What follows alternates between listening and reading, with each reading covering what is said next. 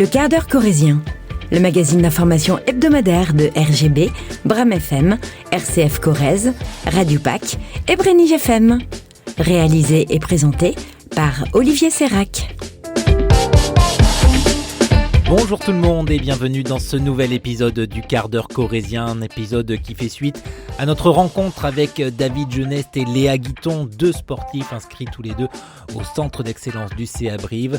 Dans le précédent épisode, j'avais mis l'accent sur les différences entre garçons et filles dans la formation initiale et l'accompagnement des joueurs. Mais dans ce deuxième volet, je voudrais aborder l'importance du groupe dans leur construction de sportifs de haut niveau. Un collectif qui, vous l'entendrez, leur permet aussi de mieux appréhender les commentaires venus des réseaux sociaux. Et puis en fin d'émission, nous retrouverons la prescription culturelle, prescription que l'on doit aujourd'hui à Aymeric Tudou de Bram FM. Aymeric qui nous invitera au bal d'à côté, une association tuliste qui remet au goût du jour la danse et les bals traditionnels. Le quart d'heure corrézien, vous avez le menu, c'est parti. Dans le précédent volet, nous avions vu les différences entre le niveau de formation réservé aux hommes et celui proposé aux femmes. Mais dans ce deuxième volet, toujours aux côtés de Léa Guiton et de David Genest, ces deux pensionnaires du centre d'excellence du CA Brive, je voudrais me concentrer sur ce qui les unit l'un et l'autre, c'est-à-dire deux individualités au service d'un collectif. Pour que le groupe fonctionne bien, il faut se dire les choses. Il faut être honnête des coachs envers les joueuses et inversement. Il faut être honnête et puis par exemple si on n'est pas prise le week-end, je sais qu'ils vont venir nous voir, nous expliquer du pourquoi, du comment on ne sera pas prise. Si on ne peut pas être là le week-end, il faut aller leur expliquer. Aux entraînements, si on ne peut pas être là aussi, il faut aller leur dire oui, il faut être honnête. Une honnêteté indispensable d'après Léa Guiton et ce, même s'il existe un risque de ne pas être présent ou présente comme titulaire ou remplaçant le jour du match. Si on est performante, on sera prise, ils le savent. Mais après, faut se donner à 100% tout le temps et puis après, on voit bien le week-end si on est prise ou pas. Ça part du coach et de la joueuse. Si par exemple la joueuse à la dernière minute dire ah non je suis pas là à l'entraînement, je sais que le coach il aura confiance en la joueuse et inversement. Aussi, si honnêteté et investissement participent à créer un lien de confiance entre coach et joueuse, ces trois éléments sont aussi indispensables pour le groupe lui-même, poursuit la talonneuse qui au début de sa carrière s'entraînait quand même avec les garçons. J'ai beaucoup appris avec les garçons, par exemple en U14 à Agen, les passes, même le contact, ça m'a endurci je sais. Et puis quand je suis passée avec les filles, en fait, au début, j'aimais pas les filles parce que c'était moins virulent. Je sais qu'avec les garçons, c'était pas de cadeau. Pour avoir sa place, fallait se défoncer sur les entraînements. Après, avec les filles, c'était beaucoup plus calme. Et après, ça a commencé à augmenter. Une intensité indispensable, surtout dans un sport où la notion de combat est présente. Et la joueuse l'assure, il faut savoir se faire mal pour le groupe. C'est un sport violent, déjà. Il faut le dire, c'est un sport violent. On prend des chocs tous les week-ends. Donc oui, faut savoir accepter déjà la douleur et il faut savoir la redonner en retour, pas être clément avec les adversaires et puis leur rendre que oui, on s'est pris un énorme tube par l'adversaire, je vais y aller encore plus fort et je vais lui mettre un carreau, quoi. Alors si les mots peuvent paraître très violents, c'est parce que ces jeunes sont formés pour gagner.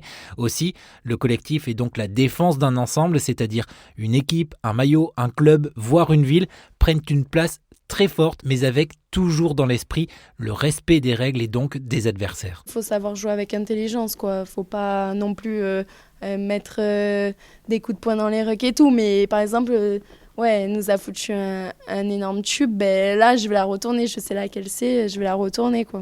De toute façon, c'est collectif, donc s'il y en a une qui prend, on l'aura dans le viseur, l'adversaire, et puis on va la détruire, quoi, même si c'est pas nous qui avons pris le tube. N'oubliez jamais que ces jeunes ont fait un choix très tôt dans leur vie, s'investir pour leur sport, mais aussi pour un club, et qu'ainsi c'est toute leur vie qui s'en est retrouvée changée, à tel point que, nous en avions parlé dans le premier volet, leur vie d'adolescent est faite de sacrifices, rappelle David Genest. On a une vingtaine d'années, mais on porte le blason du CA Brive, donc on est obligé de renvoyer une certaine image du club, de nous, de tous ceux qui sont là tous les jours. Donc il faut les respecter, il faut respecter ce blason et faire attention quand on sort, quand on publie des choses. Voilà. C'est lourd, non ? Non, pas forcément, parce que si on aime ce club, on le fait naturellement, mais non, c'est pas vraiment lourd, non. Parce qu'il le sait, il connaît son objectif et ses capacités pour l'atteindre, devenir joueur professionnel. Alors, quand il a vu les affaires des joueurs de l'équipe de France l'été dernier en Argentine, eh bien le jeune homme a été heurté. C'est des choses qu'on veut pas trop entendre, c'est des choses qui sont dures pour le rugby français, mais c'est des choses qui sont passées et ça pourra servir au prochain, on va dire. Donc ça a servi d'exemple, faut plus le reproduire, quoi. Léa Guiton aussi n'a pas apprécié ces images, d'autant qu'elle venait de l'équipe de France et avait donc un réel impact, notamment pour les petits clubs. Quand les jeunes regardent et se disent un joueur de l'équipe de France qui fait ça alors que d'un moment on est censé être parfait, quoi. C'est compliqué.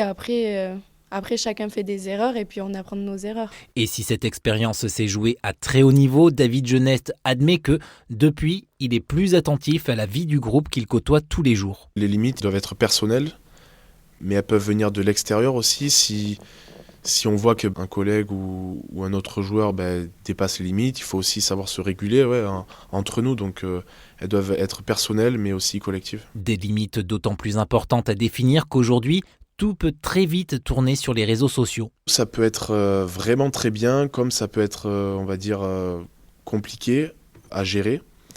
Ça peut être une superbe vitrine pour le joueur, par exemple. Ça peut vraiment le mettre en avant, ça peut mettre en avant plein de qualités qu'il a, de communication, etc. Mais il faut faire attention avec ce qu'on communique. Or, sur ces réseaux, les commentaires haineux peuvent là encore perturber l'évolution des joueurs. Je sais que des copains à moi ont subi des choses un peu lourdes, de part des supporters, de part des gens un peu haineux envers eux, mais c'est vrai que c'est quelque chose qu'il faut pas se laisser envahir par ça, et il faut essayer de pas forcément regarder tout le temps les mauvais commentaires surtout.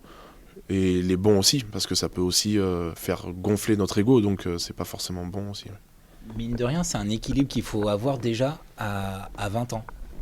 Ah oui, c'est quelque chose de pas facile à avoir, mais avec les anciens qui nous entourent, tout ça, ça nous permet aussi de faire attention à ça. Une attention aussi portée vers le joueur visé par ces messages, et c'est encore là tout le bienfait du collectif, c'est que si le groupe n'ignore pas les messages, il ne va surtout pas chercher à envenimer une situation, bien au contraire. Il faut savoir en parler, il faut savoir aussi voir que des joueurs ne vont pas bien et leur demander si c'est la raison pour laquelle ils ne sont pas bien, et essayer de les accompagner pour qu'ils fassent attention à ce qu'ils voient et à ce qu'ils reçoivent aussi.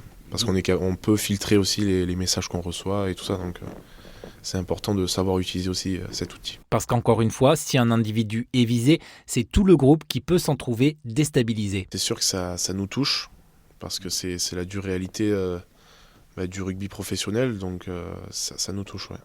Ça vous touche, mais ça remet en question votre engagement pour le club ou pas forcément Non, pas forcément, parce que ça arrive ici, mais ça peut arriver ailleurs, et ça arrive ailleurs, et dans d'autres pays aussi, donc dans d'autres sports, donc non, c'est pas que ici que ça se passe. Ouais. Du côté des filles, celles-ci sont peut-être plus protégées. Pourquoi ? Tout simplement parce que la médiatisation de leur performance n'est pas au même niveau que celle des garçons, et donc les commentaires restent encore bienveillants. En vrai, c'est un mal pour un bien, je me dis, parce qu'on n'a pas de problème de commentaires haineux, on n'a pas tout ça que les garçons peuvent avoir. Donc en vrai, je pense que c'est mieux d'être comme ça, de ne pas être trop exposé au réseau. En guise de conclusion de cet épisode, ce que je retiens, c'est que ces jeunes ont des ambitions, l'ambition notamment de vivre de leur passion, et que pour y arriver, ils peuvent compter sur un collectif qui les accompagne tous les jours, un collectif aussi qui est capable de les écouter, mais aussi de partager le poids de la pression de leurs propres ambitions. Place à la prescription culturelle de ce quart d'heure corrézien. Aymeric Tudou de Bram FM vient de nous rejoindre. Bonjour Aymeric. Bonjour Olivier. Aymeric, j'ai l'impression que vous voulez m'inviter à danser. Exactement, on va danser ensemble si vous me le permettez. Je vous propose de faire connaissance aujourd'hui avec Stéphanie Perrier, Clément Rose et Laurent Lécou de l'association Le Bal d'à côté. Dans un esprit de rencontre, respect, transmission et partage, le Bal d'à côté a pour but de redonner une nouvelle dynamique à la culture néo-trad à Tulle, puisque 2 mardis par mois, la Cité de l'Accordéon et des Patrimoines de Tulle, le Bal d'à côté organise des ateliers d'initiation ouverts à tout le monde à partir de 18h, comme nous l'explique Laurent Lécou de l'association Le Bal d'à côté. C'est un peu à la carte en fait, les gens viennent, l'atelier c'est de 18h à 21h, Donc il y a une première partie atelier et ensuite une partie mise en pratique avec des musiciens. Et en fait, les gens peuvent arriver en retard, peuvent partir en avance, peuvent venir que pour les ateliers ou que pour la mise en pratique. Ils peuvent venir une fois et ne plus revenir, ou ils peuvent revenir une fois de temps en temps. C'est assez souple. C'est pas des cours en fait où on est obligé de venir régulièrement. Ça fait un moment, les uns et les autres, qu'on fait de la danse trad. Ouais. Et que généralement on fait plusieurs dizaines, voire centaines de kilomètres des fois pour aller dans les balles. Et ça fait quelques années qu'on se dit mince, on est quand même plusieurs et ça serait bien qu'on s'organise pour essayer de faire quelque chose en local. Et donc l'été dernier, on s'est retrouvés sur un des festivals de l'été à Gentine, le Grand Bal, et on a commencé à discuter autour de ça, à essayer de s'organiser. Et le 1er septembre, on a fait la première AG fondatrice de l'association et c'était parti. Et à partir de là, ça a explosé. On a noué des partenariats avec un peu tout le monde et on continue à en nouer d'autres. Donc on enrichit au fur et à mesure l'offre. Ce sont des danses qui sont ancrées dans nos racines, qui permettent de se retrouver. C'est un des rares lieux, la danse et le bal, où on peut, à l'heure actuelle, se regarder dans les yeux, se toucher et communier, faire quelque chose tous ensemble. Et c'est vraiment un moment de pause, de partage qu'on ne trouve nulle part ailleurs, en fait. Il y a des rencontres étonnantes qui doivent se faire lors de ces ateliers, Clément, depuis que vous organisez ça. Ah bah oui, c'est clair. En fait, moi, pour la petite anecdote, j'étais nouvel arrivant à Tulle au moment de la première réunion. J'ai juste pointé le bout de mon nez pour voir un petit peu qu'est-ce qui se passait et si j'avais la possibilité d'aller découvrir ce monde. En fait, moi-même, je suis nouveau danseur. Et en fait, très vite, on se retrouve embarqué par la dynamique de groupe. On sent qu'il y a une envie, une effervescence, une joie et donc, déjà, il y a eu cette première vague sur laquelle surfer la joie collective d'organiser quelque chose. Et puis, quand on voit qu'on se retrouve face à tous ces gens qui viennent, qui nous disent qu'en fait, ils viennent pas tant pour la danse que aussi pour l'ambiance qui s'y retrouve. Dans un atelier, voilà, on met en place des guirlandes. On a quelques enfants qui sont là aussi, qui ont leur petit espace. On est dans quelque chose qui est presque familial, mais à 60, quoi. Et ça, franchement, faire ça 2 fois par mois, c'est formidable. Ah, c'est le pied, ouais. Tout le monde s'apprend des choses, vous n'êtes pas obligé forcément de faire la passerelle à chaque fois, ça se fait vraiment tout seul. On a notre petit groupe d'habitués, on va dire, et de tradeux et tradeuses confirmés et expérimentés. Et c'est ces gens-là qui portent les cours pour apprendre aux autres, en fait, en fonction des compétences de chacun, là où on se sent à l'aise dans les danses, et pour les transmettre aux autres. Et après, dans la partie pratique, il y a vraiment un mélange, en fait. Et ça fait partie, ça aussi, du milieu trad, c'est-à-dire l'envie de transmettre et le bonheur de prendre des nouveaux et de leur apprendre. Alors moi, je sais pas du tout danser, très honnêtement, ni la bourrée, ni la mazurka, ni la gavotte. C'est facile. C'est facile, franchement, ça dépend des danses. Il y en a des très faciles et il y en a d'autres. La mazurka, entre autres, c'est une des danses les plus difficiles. Okay. Mais après, on est plus dans le plaisir de danser, dans cette liberté qu'on a dans l'association. On est vraiment dans l'idée de, tant qu'on réussit à être en accord avec son partenaire, avec la salle, finalement, le pas, c'est pas le plus important. Voilà. Ces ateliers vont se poursuivre jusqu'à quand, Laurent ? On va continuer jusqu'au mois de juin. Ouais. Et puis pendant l'été, on va arrêter un peu les ateliers pour faire des festivals, nous en tant que festivaliers et festivalières. Cette saison. Voilà. En fait, il y a des gros festivals pendant l'été. Et on a aussi besoin de se reposer parce que l'année va être très chargée, je pense, vu qu'elle a commencé sur les chapeaux de roue. Donc ce sera le moment aussi de prendre un peu de vacances bénévoles, on va dire. Des vacances de bénévolat. Et on se retrouvera à la rentrée prochaine, je pense, avec beaucoup de plaisir. Page Facebook, le bal d'à côté. Si ce n'est pas encore fait, n'hésitez pas à vous y abonner. Les ateliers vont se poursuivre donc mardi prochain, le 4 mars, à partir de 18h à la Cité de l'Accordéon et des Patrimoines de Tulle. Olivier, si ça vous tente, je vous invite à m'y rejoindre la semaine prochaine. Ah ben oui, tiens, pourquoi pas. Faudra juste que j'ai terminé ma journée de travail, mais pourquoi pas, Aymeric. Merci en tout cas pour l'invitation. C'est la fin de ce numéro du quart d'heure corrézien. Merci à toutes et tous pour votre fidélité. Je vous propose de vous retrouver la semaine prochaine pour un nouveau numéro. Mais d'ici là, je vous souhaite de passer d'excellents moments en Corrèze ou ailleurs.